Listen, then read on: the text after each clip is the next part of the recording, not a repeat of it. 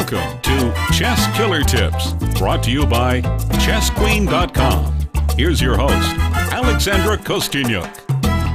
Welcome to my Chess Killer Tips podcast. Today's position is from my game against Shen Yang that we played in the World Mind Sports Games in October 2008 in Beijing. It was a rapid game. We both had 25 minutes plus 10 seconds for the whole game, and we started the game with a very complicated Zaitsev variation in the Ruy Lopez, and at the end of the game we reached the following position. My opponent just played rook a2, and it's my turn to move. My bishop on d2 is hanging. So in order to find the best continuation for white here, you have to keep in mind that the black king is not actually very well situated on h7. We can even imagine a very nice checkmate with knight f6 and rook g8 with the king on h8. So using this idea, I was able to find a very strong continuation, and I hope you will find it too. So you can press pause now and think about this position for a moment. I'll be back at the end of the music.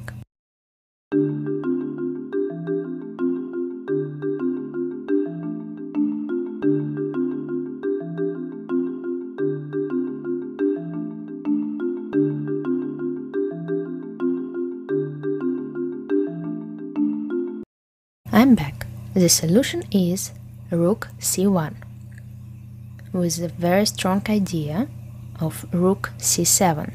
If after rook c1 black takes on d2, rook takes d2, I will play rook c7, and after, for example, rook d6, I will be able to take on d7, rook takes d7, rook takes d7, and after knight takes f6, king h8, rook g8, checkmate. So after rook c1, black needs to defend the 7th rank somehow. If she plays bishop c5 check, for example, I will move my king to h2. And here again, I will threat to play rook g7 check, and again winning the knight on d7. So after rook c1, bishop c5, king h2, she can play king h8, but then I will play rook g7 anyway, and her knight on d7 is still not protected, and actually black's position is collapsing here.